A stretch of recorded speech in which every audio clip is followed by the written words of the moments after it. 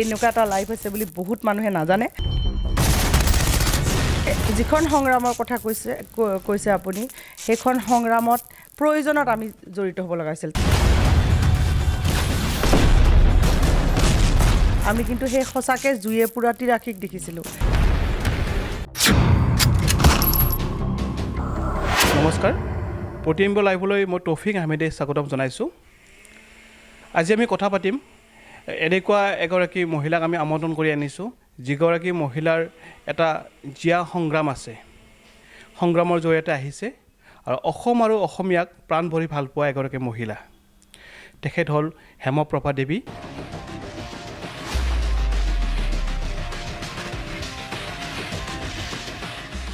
তেখেতক আমি আমাৰ এই অনুষ্ঠানলৈ স্বাগতম জনাইছোঁ নমস্কাৰ হেমপ্ৰভা দেৱীক মই হয়তো অসমৰ যিখিনি জাতীয়তাবাদী চিন্তাধাৰাৰ মানুহ আছে তেওঁলোকক চিনাকি কৰি দিয়াৰ কোনো প্ৰয়োজন নাই যিয়ে জাতিটোক ভাল পায় বা অসমৰ সংগ্ৰামখন নিশ্চয় কৰি দেখিছে বা অসমৰ যি জাতি অসমীয়া ভাষা সংস্কৃতি ৰক্ষাৰ কাৰণে বা অসমৰ অস্তিত্ব ৰক্ষাৰ কাৰণে যিখিনি মানুহে নিজৰ জীৱনৰ মূল্যৱান সময় দান কৰিছে নিজৰ মূল্যৱান সময় দিছে সেই ব্যক্তিসকলৰ ভিতৰত হেমপ্ৰভা দেৱী অন্যতম আমি সকলোৱে জানো হীৰকজ্যোতি মহন্তৰ কথা আলফাৰ আটাইতকৈ তীক্ষ্ণ মেধাসম্পন্ন নেতা আছিলে আৰু যিগৰাকী নেতাক ভাৰত চৰকাৰ তথা সেনাবাহিনীয়ে ভয় কৰিছিল ইমান এজন তেজস্বী যুৱক আমি হেৰুৱাইছোঁ অসমৰ জাতীয় সংগ্ৰামৰ বাবে অসমৰ জাতি মাটি ভেটি ৰক্ষাৰ কাৰণে গতিকে তেনেকুৱা এজন ব্যক্তিৰ লগত ওতঃপ্ৰোতভাৱে জড়িত আছিল একেলগে সংগ্ৰামৰ সহযোদ্ধা আছিল হেমপ্ৰভা দেৱী ডাঙৰীয়ানী আমি হীৰকজ্যোতি মহন্তক হেৰুৱালোঁ হীৰকজ্যোতি মহন্ত শ্বহীদ হ'ল তাৰ পাছতো কিন্তু হেমপ্ৰভা দেৱী থমকি ৰোৱা নাই অসম আৰু অসমীয়াৰ হৈ অসমীয়া জাতিৰ হৈ এতিয়াও সংগ্ৰাম কৰি আছে বি টি এ ডিত বৰ্তমান যি ৰাজনীতি চলি আছে বি টি এ ডিত বৰ্তমান যি অনা অসমীয়াৰ ওপৰত অত্যাচাৰ চলি আছে তাৰ বিৰুদ্ধে সজোৰে প্ৰতিবাদ সাব্যস্ত কৰিছে হেমপ্ৰভা দেৱী ডাঙৰীয়ানীয়ে তেখেতৰ পৰা আমি জানিব বিচাৰিম তেখেতৰ যি জাতীয়তাবাদ অসমক যি ভাল পায় অসমীয়া মানুহখিনিক যি প্ৰাণ ভৰি ভাল পায় গতিকে তেখেতে কিয় এই সংগ্ৰামত জড়িত হৈ পৰিছিল কিয় হাতত অস্ত্ৰ তুলি লৈছিল এই বিষয়ে আমি অকণমান জানিব বিচাৰিম তুমি একচুৱেলি টপিক মই তোমাক প্ৰথমতে ধন্যবাদ জনাইছোঁ তুমি আজি মোক এই অনুষ্ঠানটোত লোৱাৰ কাৰণে মই যে এখন সংগ্ৰামৰ লগত জড়িত হৈছোঁ আমাৰ জীৱনটো জন্ম হোৱাৰ পিছৰ কৈশৱটো বহুত সুন্দৰ কৈশৱ আছিলে কৈশোৰটোৰ পৰাই এখন সংগ্ৰাম আৰম্ভ হৈছে ৮৩ৰ যি জুয়ে পুৰা তিৰাশী কোনোবাই জানেনে নাই নাজানো আমি কিন্তু সেই সঁচাকৈ জুয়ে পুৰা তিৰাশীক দেখিছিলোঁ আৰু সেই জুয়ে পুৰা তিৰাশীৰ আমি সেই জুইবিলাকৰ ক'ৰবাৰ ফুলিংগ আছিলোঁ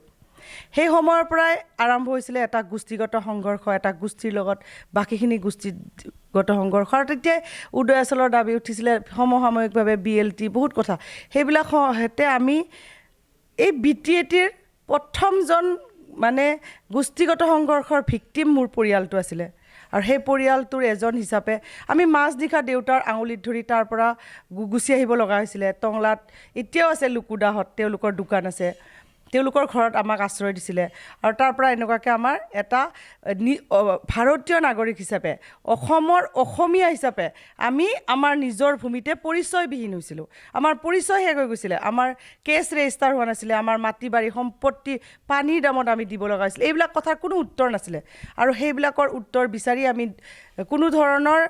তেতিয়াৰ ছ'চিয়েল অৰ্গেনাইজেশ্যন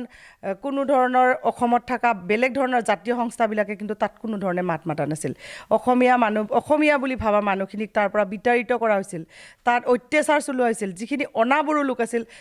লাহে লাহে লাহে অত্যাচাৰ বাঢ়িব ধৰিছিল আৰু সেনেকুৱা এটা পৰিস্থিতিয়ে মোক এখন নিষিদ্ধ সংগ্ৰামৰ লগত জড়িত হ'বলৈ বাধ্য কৰাইছিল হয় টংলাত যিহেতু আপোনাৰ জন্ম হৈছিলে টংলাৰ কথা ময়ো কিছুমান জানো কিছু কথা হয়তো আপোনাৰ লগত মোৰ মিল আছে কাৰণ টংলাৰ যি সাহিত্য সভা আছিলে টংলা ৰঙালী বিহু সন্মিলনী আছিলে যিগৰাকী সভাপতি আছিলে শ্বৰিফুল হুছেইন মোৰ বৰদেউতা আছিলে প্ৰয়াত বৰদেউতাই টংলাৰ কাৰণে যথেষ্ট কৰিছিল আৰু টংলাত BEd কলেজ বনোৱাৰ পৰা আৰম্ভ কৰি টংলাত বিভিন্ন অনুষ্ঠান প্ৰতিষ্ঠান বৰদেউতাই জন্ম দিছিল কিন্তু শেষত গৈ বৰদেউতাও মানে তেনেকুৱা ধৰণৰ অত্যাচাৰৰ সন্মুখীন হ'ব লগা হৈছিল কিন্তু স্থানীয় ৰাইজখিনি যথেষ্ট মৰম কৰিছিল ভাল পাইছিল তেনেকুৱা কথা আহিছিল মই এটা কথা সুধিম আপুনি হীৰকজ্যোতি মহন্তক কেতিয়া লগ পাইছিলে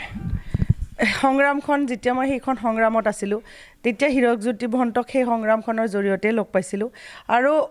আমি একেলগে সংগ্ৰামী সহযোদ্ধা আছিলোঁ এটা সময় আহিছিলে সেই সময়টোত হয় অসমৰ প্ৰতিজন মানুহৰ বুকুত কলিজাত আমি নিজকে স্থাপিত কৰিব পাৰিছিলোঁ কিন্তু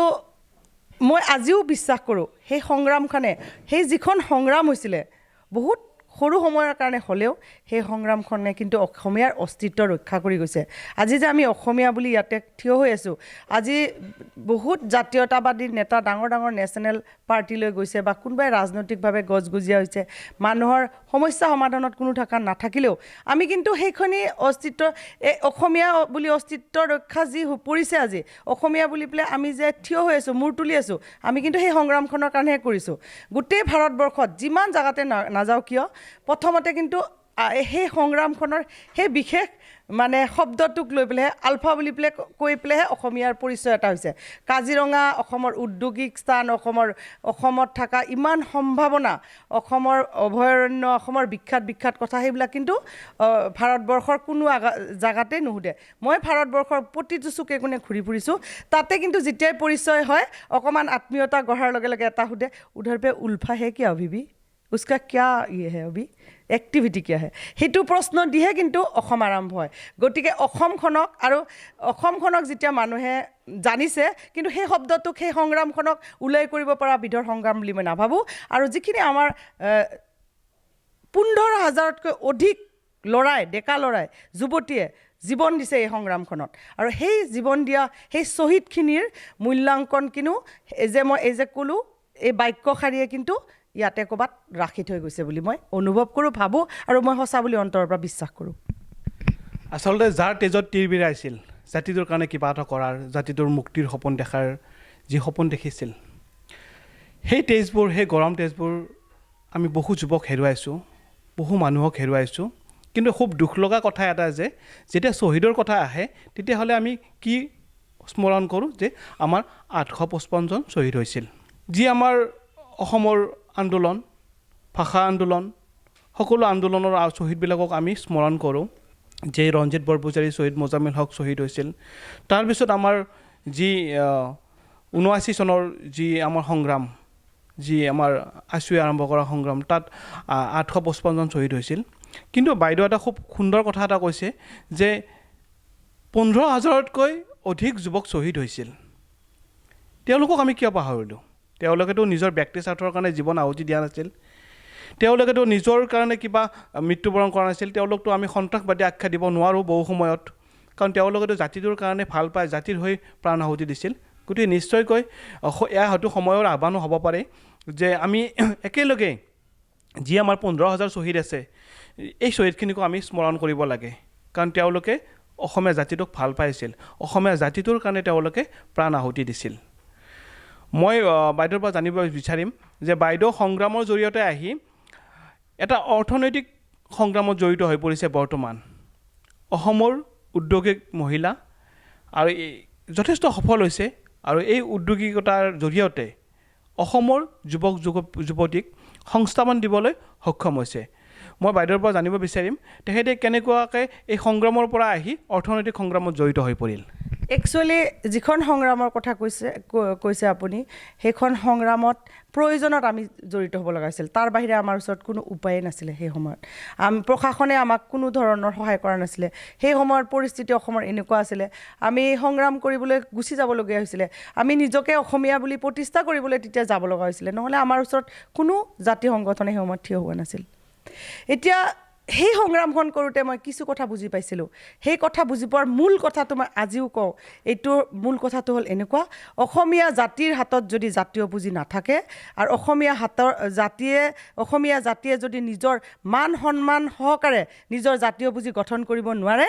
চৰকাৰ গঠন কৰিও লাভ নাই AJP BJP কৰি আলফা গৈও লাভ নাই আৰু কিবা কিবি কৰি একো লাভে নাই প্ৰথমে নিজৰ জাতিৰ পৰিচয়টো কিন্তু জাতীয় পুঁজি গঠন কৰিয়ে দিব লাগিব যেতিয়া সেইটো কথা উপলব্ধি কৰিব পাৰিছিলোঁ আৰু এগৰাকী মহিলা হিচাপে মূৰ তুৰি জীয়াই থাকিবলৈ সেইটো সংগ্ৰামী সত্তা হিচাপে হওক ৰাজনীতিৰ নেত্ৰী হিচাপে হয় বিজনেছ ওমেন হিচাপে হওক আপোনাক কি লাগিব আপুনি স্বাৱলম্বী হ'ব লাগিব সেইটো কথা সেই সংগ্ৰামখনৰ জৰিয়তে আমি যে যিটো ৰাস্তা দি মই খোজকাঢ়ি সেইটো জাগা পালোঁ তাতে মই বুজি পাইছোঁ আৰু বুজি পাই পেলাই এইখন সংগ্ৰাম সেইদিনাখন যেতিয়া নেকি মই মোৰ স্বাধীনতাৰ মুক্তিৰ সংগ্ৰামখন এৰি আহিছিলোঁ সংগ্ৰামখন তেতিয়া এখন সংগ্ৰাম মই হাতত তুলি লৈছিলোঁ সেইখন অৰ্থনৈতিকভাৱে কমচে কম অসমৰ জনসাধাৰণক অসমৰ নতুন প্ৰজন্মক এটা কথা মই প্ৰতিপন্ন কৰি দিব পাৰোঁ যে জাতীয় পুঁজি অসমীয়াৰ হাতত থাকিব লাগিব বজাৰ পথাৰ অসমীয়াৰ হাতত থাকিব লাগিব এইখন সংগ্ৰামৰ লগত মই সেইকাৰণে জড়িত হৈছিলোঁ যাতে অসমৰ অস্তিত্ব অসমীয়াই বুজি পায় আমি যিবিলাক আন্দোলন কৰি আছোঁ সংৰক্ষণৰ আন্দোলন নিজে নিজক যদি প্ৰতিষ্ঠা কৰিব নোৱাৰে অসমীয়াই সংৰক্ষণৰ আন্দোলন কৰাই ৰাজনৈতিক দলবিলাকে আমাৰ নতুন প্ৰজন্মক পংগু কৰি পেলাব প্ৰথম কথা এটা দুটা আন্দোলনত চবতকৈ চবতকৈ কৰিব পৰা শক্তি থকা ৰক্তবীজৰ নিচিনা যিখিনি যুৱক আছিল সেইখিনি কিন্তু দুটা আন্দোলনত শ্বহীদ হৈ পেলাই শেষ হ'ল এতিয়া যিখিনি আমাৰ চবতকৈ সপোন থকা তেজাল ডেকাৰ নিচিনা ডেকা গাভৰু আছে সেইখিনিক কিন্তু আমি নিজকে কি এছটি লাগে হেন লাগে বিভিন্ন ধৰণৰ আন্দোলনৰ লগত জড়িত কৰি পেলাই যোনখন জাতীয় পুঁজি গঠন কৰা যিটো এটা আন্দোলন যিটোৱে নেকি নিজৰ জাতিটোক টনকিয়াল কৰিব পাৰে তাৰ পৰা কিন্তু আমি গুচাই দিছোঁ যাৰ কাৰণে মই আদৰ্শ হ'ব বিচাৰিছোঁ আৰু মই নিজকে ক'ব বিচাৰিছোঁ যে অসমখনক স্বাধীন কৰিব লাগিলে প্ৰথমতে প্ৰতিজন অসমীয়াই নিজৰ অস্তিত্ব ৰক্ষা কৰি স্বাৱলম্বী হৈ পেলাই স্বাধীন হ'ব লাগিব বুলি মই অন্তঃকৰণে বিশ্বাস কৰোঁ খুব সুন্দৰকৈ কৈছে বাইদেউ কথাবোৰ যে আমি স্বাধীন হ'ব লাগিব অৰ্থনৈতিক স্বাধীনতা লাগিব আমাক আমি স্বাৱলম্বী হ'ব লাগিব তেতিয়াহে আমি জাতি ৰক্ষা কৰিব পাৰিম খুব সুন্দৰ কথা আৰু যদি আমি আজি অসমীয়া জাতি মূৰ দাঙি আছোঁ তাত কিন্তু আলফাৰ অৰিহণা যথেষ্ট আছে কোনোবাই মানক বা নামানক এয়া অন্য বিতৰ্কিত বিষয় কিন্তু আলফা এটা শক্তি হিচাপে আমাৰ কাম কৰিছিলে অসমীয়া জাতিৰ কাৰণে কাম কৰিছিলে নিষিদ্ধ ঘোষিত হোৱাৰ পিছতো যথেষ্ট যুৱক যুৱতীয়ে প্ৰাণ হেৰুৱাইছে তথাপিও কিন্তু এই কণ্টকীৰ্ণ পথত এতিয়াও এচাম যুৱকে অসমৰ অস্তিত্ব ৰক্ষাৰ কাৰণে যুঁজি আছে কিন্তু এই মুহূৰ্তত আৰু এটা কথা মনলৈ আহিছে যে আমি বাইদেউ কৈছে যে আমাৰ জাতি জনগোষ্ঠীৰ মাজত যি আমাৰ সম্প্ৰীতি আমি একগোট হৈ যি অসমীয়াৰ হৈ যুঁজ দিবলৈ লাগিছিল সেইটো হোৱা নাই আমাৰ মাজত বিভাজন হৈছে আৰু বিভাজনৰ ৰাজনীতিয়ে অসমীয়া জাতিটোক যথেষ্ট দুৰ্বল কৰি তুলিছে গতিকে আলফা চৰকাৰৰ মাজত আলোচনা চলি আছে কেইবাটাও বেটেলিয়ান আলোচনালৈ গুচি আহিল আলফাৰ শীৰ্ষ নেতাসকল আলোচনালৈ গুচি আহিল কিন্তু এতিয়ালৈকে আলোচনাৰ নামত একো এটা হোৱা নাই যিদৰে PCC বিফল হৈছিল তাৰপিছত কিন্তু এই যি আলোচনা চলি আছে এই আলোচনাও কিন্তু বিফল হোৱাৰ পথত কাৰণ চৰকাৰে তেওঁলোকক যদিও কাৰাৰুদ্ধ কৰি ৰখা নাই তথাপিও কিন্তু একো এটা কৰিব দিয়া নাই আৰু আলোচনাৰ নামত আমাৰ যিখিনি আলোচনাত জড়িত আলফা নেতা আছে তেওঁলোকে কিন্তু চৰকাৰক কোনো ধৰণৰ দাবী দিব পৰা নাই যে আমাৰ আলোচনা ত্বৰান্বিত কৰক কিবা কৰক গতিকে এটা কৰুণ পৰিসমাপ্তিৰ দিশে আগবাঢ়িছে আলফাৰ এই সংগ্ৰামখন এই ক্ষেত্ৰত আপুনি কি ক'ব এই ক্ষেত্ৰত একচুৱেলি মোৰ একো ক'বলগীয়া নাই এই ক্ষেত্ৰত জনসাধাৰণে ভালকৈ বুজি পাইছে দুই পক্ষৰ কথাই জনসাধাৰণে বুজি পাইছে আৰু জনসাধাৰণে তেওঁলোকৰ ওপৰত দৃষ্টি ৰাখি সময়ত সেইটো তেওঁলোকে কৰা কৰ্মৰ মানে সুউত্তৰ জনসাধাৰণে পাব কি তেওঁলোকে কৰিছে চৰকাৰে কি কৰিছে আৰু সংগ্ৰামী নেতৃবৃন্দই কি কৰিছে কিন্তু মই ইয়াতে এটা সৰু কথা ক'ব বিচাৰিছোঁ যেনেকুৱাকৈ মই BTAT অঞ্চলৰ বাসিন্দা আৰু মই BTAT অঞ্চলত লাগি আছোঁ তাত যিখন BTR চুক্তি হ'ল সেই চুক্তিখনৰ ভিতৰত থকা সকলো বড়ো উগ্ৰপন্থীসকলৰ কাৰণে কিন্তু তাতে চুক্তিখনত ক্লিয়াৰলি লিখা আছে তেওঁলোকক কি কি দিয়া হ'ব সা সুবিধাখিনি কিন্তু তাতেতো আলফাৰ ল'ৰাও আছে সেইবিলাকে এতিয়াও গধূলি বজাৰত আঠিয়া কল বিক্ৰী কৰে সেইবিলাকে ক'ৰবাৰ হাত ভৰি কাৰোবাৰ বেয়া হৈ গৈছে ক'ৰবাৰ বজাৰৰ মহলদাৰী কৰে কোনোবাই সৰু সৰু খেতি কৰে যাৰ কাৰোবাৰ অৱস্থাই নাই সেইখিনি ল'ৰাৰ কি হ'ব সেইখিনি ল'ৰাৰ কথা কিন্তু সেই চুক্তিখনত লিখা নাই সেইখিনি সম অধিকাৰ দিয়াৰ কথা কোৱাৰ কাৰণে বাকীকেইটা উগ্ৰপন্থী সংগঠনে যিয়ে চাৰেণ্ডাৰ কৰিছে এই যে চাহ বাগিচাৰ আছে এই কুজ ৰাজবংশীৰ আছে আলফাৰ আছে সেইখিনি নেতাৰ কাৰণে এই BTAT চৰকাৰখনে BTR চুক্তিখনত সম অধিকাৰ দিম বুলি যিখন চুক্তি বিজেপি চৰকাৰে কৰিলে সেইখিনি নেতাৰ কাৰণে কি কৰিলে সেই আমাৰ সেই সংগ্ৰামী যুৱকখিনিৰ কাৰণে কি কৰে তেওঁলোকৰ কি অপৰাধ আছে যে সাৰেণ্ডাৰ কৰিবৰ কাৰণে ভীষণ ডাঙৰ বোমা বিস্ফোৰণ কৰিব লাগিব নেকি সেইখিনিৰ কাৰণে মানে লক্ষ লক্ষ মানুহ মাৰিব লাগে নেকি সেই চিনাক্ত হোৱা সেইখিনিহে শ্বহীদ নেকি সেইখিনিহে বিপ্লৱী নেকি সেইখিনিহে উগ্ৰপন্থী নেকি এই যিখিনি আদিবাসী কুজ ৰাজবংশী আলফা তাত থকা BTRৰ ভিতৰত থাকা সেইখিনি মানুহে যে সেইখিনি মানুহৰ সেইখিনি ডেকা ল'ৰাৰ কি কোনো ধৰণৰ হেৰি নাই নেকি তেওঁলোকৰ এতিয়া বয়স উকুলি যাবৰ হৈছে তেওঁলোকে কি কৰি খাব তেওঁলোকৰ কাৰণে স্পষ্ট নিৰ্দেশ কিয় নাই যদি সম অধিকাৰ দিয়া হৈছে তেতিয়ালৈকে সেইখন চুক্তিৰ ভিতৰত এইখিনি কথা থাকিব লাগিছিল বুলি মই ভাবোঁ কিয় নাৰাখিলে আৰু এইখিনি কথা আমাৰ সংগ্ৰামী নেতৃবৃন্দয়ো দৃষ্টিগোচৰ হ'ব লাগিছিল আৰু তেওঁলোকে এইখিনি কথা চাব লাগিছিল তাতে আৰু বাকী মূল সুঁতিৰ মানুহখিনিও এইখিনি কথাত দৃষ্টি ৰাখিব লাগিছিল মই ভাবোঁ খুব সুন্দৰকৈ কৈছে হয় যদি সম অধিকাৰৰ কথা কোৱা হয় তেনেহ'লে বড়ো উগ্ৰপন্থীখিনিয়ে যিখিনি সুবিধা পাব তাত থকা অসমৰ আলফা বা অন্য যিখিনি সংগ্ৰামী আছে তেওঁলোকে কিয় সুবিধা নাপাব এইটো ডাঙৰ কথা আৰু অসমীয়া জাতিটো হেৰুৱাবলগীয়া একো বাকী নাই হেৰুৱাই আজিৰ অৱস্থাত আহিছে আৰু হয়তো বহুত হেৰুৱাব লাগিব আমাৰ একাংশ নেতাৰ ভুলৰ বাবে সেয়া আলফাৰে হওক চৰকাৰে হওক যাৰে নহওক কিয় তেওঁলোকৰ ভুলৰ কাৰণে অসমীয়া জাতিটোৱে চিৰদিন ভুক্তভোগী হ'ব লাগিব চিৰদিন এই যন্ত্ৰণা ভুগিব লাগিব বাইদেউৰ মই অন্য এটা কথা সুধিম যে আপুনি গণসুৰক্ষা পাৰ্টি GSPত কিয় জইন কৰিলে বা GSPৰ হৈ কিয় যুদ্ধ কৰি আৰম্ভ কৰিলে মই GSPক জইন কৰা নাই আৰু মই GSPৰ নেতাও নহয় কিন্তু হীৰাহৰণীয়া মোৰ সংগ্ৰামী সতীৰ্থ আৰু এই গোটেই মই যিহেতু BTATৰ বাসিন্দা আৰু BTATৰ গোটেই ৰাইজৰ কাৰণে মোৰ কাম কৰা গোটেই অসমৰ ৰাইজৰ কাৰণে কাম কৰাৰ কথা মোৰ ইচ্ছা আছে আৰু কৰি আছোঁ মই কাম BTATৰ বাসিন্দাসকলে মোক বহুদিনৰ পৰা ৰাজনীতিকভাৱে বিচাৰি আছে জড়িত হ'বলৈ দিছে মই GSPত নাথাকাকৈ মই GSPৰ কোনো নেতৃত্ব নোলোৱাকৈ মই কিন্তু সেই ৰাইজখনক নেতৃত্ব দিছোঁ আৰু সেই ৰাইজখনৰ পক্ষত থিয় হৈ আছোঁ কিয়নো আপুনি চাওক গোটেই GSP আজি অবড়ো সুৰক্ষা সমিতিৰ এটা সুদীৰ্ঘ ৰক্তপাতৰ সংগ্ৰাম শেষ কৰি উঠি তেওঁলোকে সিদ্ধান্ত লৈছে GSPক জন্ম দিব আৰু সেই এটা সংগ্ৰামী হত্যা এটা আন্দোলনহে খালি ৰাজনৈতিক নামটো নামাকৰণ কৰা হৈছে সেইটোও বেছি দিন হোৱা নাই এই অবড়ো ৰাইজৰ যিখন যুদ্ধ আৰু যিখন অবড়োৰ সংগ্ৰামৰ লগত মই আছোঁ আগতে আছোঁ এতিয়াও থাকিম ৰাজনৈতিক নামটোৱে যে মোক তাতে মই বেলেগ এটা হ'ম বা ৰাজনৈতিক আৰু শুনক মোক তাতে নেতৃত্ব দিবলৈ মোক একো পদ পদবী নালাগে তাতে মুক্তি বাইদেউ হেমপ্ৰভা দেৱী বুলি পেলাই ক'লে চবেই জানে আৰু চবেই য'ত মই থিয় হৈ থাকোঁ সেইখিনি মানুহে এটা কথা কমচে কম বিশ্বাস কৰে বাইদেউ আমাৰ লগত আছে বাইদেউ নীতিৰ লগত আছে বাইদেউ সত্যৰ লগত আছে সেইটোকে লৈহে মই তেওঁলোকক সহায় কৰি আছোঁ আৰু বাকী এনেকুৱা মই তাৰ কোনো হেৰিৰ পৰপি নহয় বাইদেউ GSP দলৰ লগত জড়িত নহয় কিন্তু GSPৰ যি সংগ্ৰাম আছে যি ত্যাগ আছে সেই ত্যাগৰ জৰিয়তে যিখিনি অনাবড়োখিনিয়ে যি শাস্তি ভুগি আছে এই শাস্তিৰ পৰা অনাবড়ো মানুহখিনিক ৰক্ষা কৰিবলৈ বাইদেউ এই সংগ্ৰামত জড়িত হৈ পৰিছে বাইদেউ অকণমান সংগ্ৰামৰ কথা ক'ব নেকি কেনেদৰে গৈছিলে জংঘললৈকে কেনেকুৱা কি আৰম্ভ কৰিছিলে আপোনাৰ এইটো এটা বহুত ডাঙৰ ৰাজনৈতিক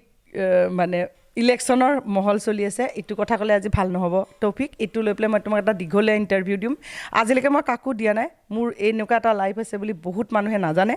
আৰু মই বহুত ব্যক্তিগত যিহেতুকে মই ৰাজনীতিলৈকে আহিছোঁ ৰাজনীতিত আহিলে মানুহে গোপন মানে কিতাপৰ পৃষ্ঠা খোলে বুলি কয় এখন খোলা কিতাপ হৈ যায় বুলি কয় আৰু প্ৰথমটো ইণ্টাৰভিউ মই তোমাকে দিম বুলি পেলাই মই আজি ক'লোঁ গতিকে আজি মই এই বিষয়ে একো ক'ব নিবিচাৰোঁ সেইটো এটা সময় লাগিব পৰিৱেশ লাগিব আৰু মই নিজকে বহুত বেছি ভিতৰলৈ খুচৰি চাব নিবিচাৰোঁ মই সুখী যে বিক্ৰম দাক ধন্যবাদ জনাইছোঁ যে বাইদেউৰ ইণ্টাৰভিউ এটা আজি পাইছোঁ আৰু মই বহুদিনৰ পৰা মোৰ অন্তৰত আহি আছিল যে বাইদেউৰ লগত কথা পাতিম এই বিষয়ে এটা জীয়া ইতিহাস বাইদেউৰ